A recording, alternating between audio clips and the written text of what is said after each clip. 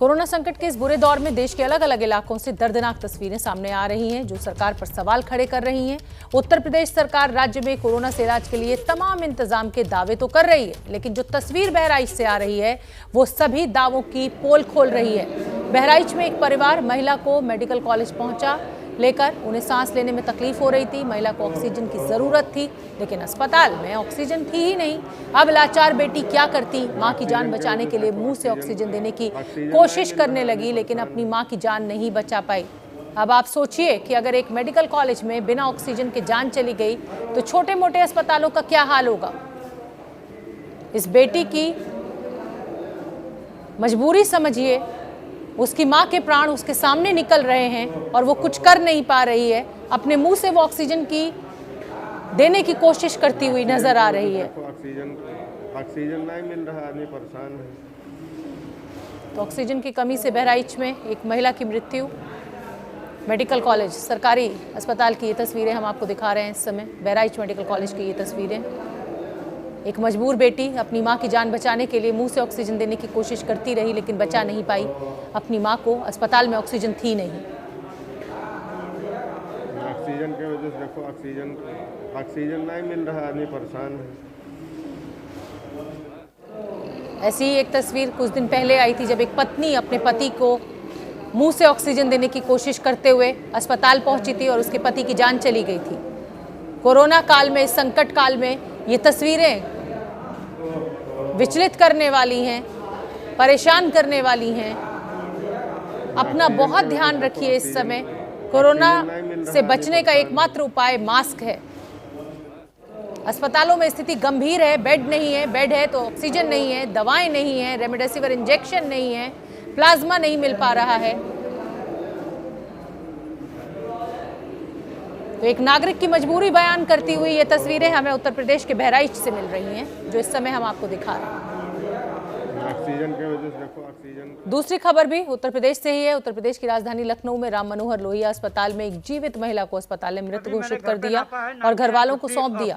जब घर वाले सुखरानी गौतम नाम की महिला को लेकर घर पहुंचे और खुद से चेक किया तो उनकी सांसें चल रही थी।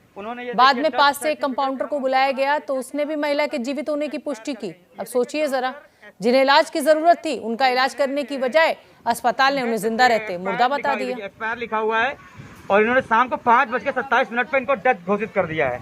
और अभी बज रहा है, समय देखिए भैया, मोबाइल में देखिए 7:24। ये देखिए 7:24 मोबाइल में टाइम देख लीजिए, अभी हो रहा है। ये घर पे हम इनको खुद ट्रीटमेंट करना है। ये मेरी माता जी हैं, इनका अभी मैंने घर पे नापा है 9950 ऑक्सीमीटर आ रहा है और इनको हमने अपने घर में ऑक्सीजन लगाई है। और लोहिया के डॉक्टर AK त्रिपाठी है, उन्होंने ये देखिए डेथ सर्टिफिकेट हमको बना के दे दिया कि आपकी माताजी एक्सपायर कर गई हैं। ये देखिए डॉक्टर SK त्रिपाठी हैं ये, और इन्होंने डेथ से एक्सपायर्ड लिखा, देखिए एक्सपायर लिखा हुआ है और इन्होंने शाम को 5:27 पे इनको डेथ घोषित कर दिया है।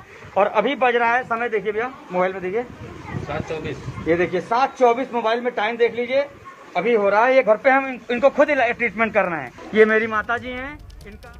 हमारे साथ हमारे सहयोगी संजय त्रिपाठी जुड़ रहे हैं। संजय त्रिपाठी, एक अजीबोगरीब मामला सामने आया है। ये हम सभी जानते हैं कि हमारे डॉक्टर्स, हमारी नर्सेज दिन रात एक कर जिंदगियां बचाने में लगी हुई हैं, लेकिन ये इस तरह की लापरवाही कैसे हो गई? क्या जानकारी आपके पास?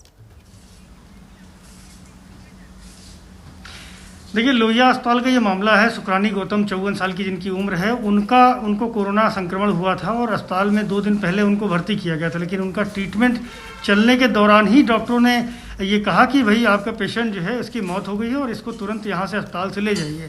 जब परिजन किसी तरीके से अपनी माँ को, सुनील कुमार जो उनका बेटा है, जब वो अपनी माँ को घर लेकर आया तो देखा कि ऑक्सीमीटर लगा करके तो उनकी पल्स चल रही थी, ऑक्सीजन का लेवल गिरा हुआ था काफ़ी। लेकिन ये स्थिति आई सामने तो उन्होंने, सुनील कुमार ने खुद ही एक वीडियो बना करके वायरल किया, जिस पर उन्होंने साफ तौर पर सवाल खड़ा किया कि लोहिया संस्थान जैसा अस्पताल, जो बड़ा अस्पताल माना जाता है, वहाँ के डॉक्टर्स इतनी बड़ी लापरवाही कर रहे हैं। इसको लेकर के आज विपक्ष ने भी सरकार पर हमला बोला है। समाजवादी पार्टी हो, कांग्रेस हो, आम आदमी पार्टी हो, सभी ने एक स्वर में इस तरह की कार्रवाई और इस तरह से मरीजों के ट्रीटमेंट को लेकर के शोभना सवाल खड़े किए हैं कि जहाँ पूरे प्रदेश में हाहाकार मचा हुआ, वहाँ एक एक जान कीमती है। और ऐसे में अगर किसी जिंदा मरीज को मरा दिखा करके उसको घर भेज दिया जाता तो ये लापरवाही की इंतहा है। बिल्कुल ठीक कह रहे हैं संजय त्रिपाठी, लापरवाही हुई है ये, और जाहिर सी बात है कि इस तरह से जिस परिवार के व्यक्ति को आपने मृत घोषित कर दिया और घर जाकर उस व्यक्ति को उपचार की ज़रूरत है और आप वो जिंदा है, तो आप सोचिए कि परिवार पर इस समय क्या बीत रही होगी, उसको इलाज नहीं मिल पा रहा होगा उस महिला को। लेकिन मेरा एक और सवाल आपसे, अभी हमने तस्वीरें अपने दर्शकों को दिखाई कि एक बेटी, मजबूर बेटी अपनी मां को मुंह से ऑक्सीजन देने की कोशिश कर रही है, और वो तस्वीरें बहराइच की हैं, सरकारी अस्पताल की हैं। मुख्यमंत्री जी कह रहे हैं, तमाम मंत्री कह रहे हैं कि ऑक्सीजन की कोई कमी नहीं है, सब कुछ ठीक ठाक है, आंकड़ा भी कम होता हुआ दिखाई दे रहा है, तो फिर ये तस्वीरें कैसे मिल रही हैं हमें? कौन जिम्मेदार? शोभना, सरकार के दावों की पोल खुद ये वीडियो खोल रहा है, जो उसमें साफ तौर पर 2 बेटियां और उस वृद्धा का पुत्र जो है सामने खड़ा हुआ, उसके सभी परेशान हैं कि किस तरीके से अपनी मां को बचा लें।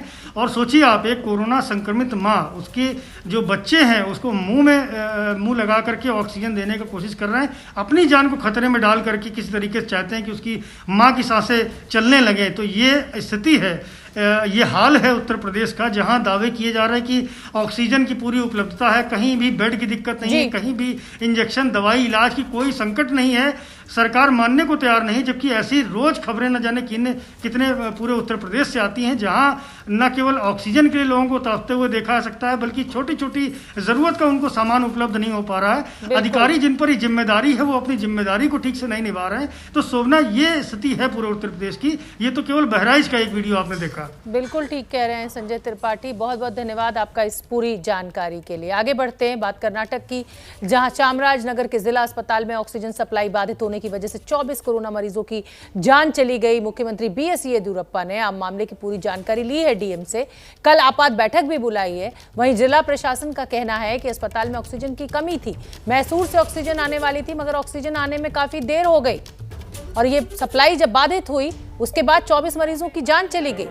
जिला प्रशासन की यह भी दलील है कि सभी कोरोना मरीज नहीं थे, कुछ मरीजों की मौत दूसरी बीमारियों की वजह से हुई है। बताइए, अब जिला प्रशासन ये बता रहा है कि ये मृत्यु जो है वो कोरोना से नहीं, दूसरी बीमारियों से हुई है। अरे साहब, ये समझने की जरूरत है कि ये मृत्यु ऑक्सीजन की कमी से हुई है। एक बीमार व्यक्ति, अधिकार है एक बीमार व्यक्ति का, उसका उपचार हो, उसको दवाइयां मिले, लेकिन बिना ऑक्सीजन के 24 लोगों की जान चली गई। और ये कोई नया वाकया नहीं है, देश की राजधानी दिल्ली में भी ऐसी ही घटनाएं सामने आ रही हैं, उत्तर प्रदेश में भी ऐसी ही घटनाएं सामने आ रही हैं, महाराष्ट्र में ऐसी ही घटनाएं सामने आ रही हैं। हर राज्य की लगभग एक सी स्थिति है, पूरी तरह से जो व्यवस्था है वो कोलैप्स कर गई है, चरमरा गई है।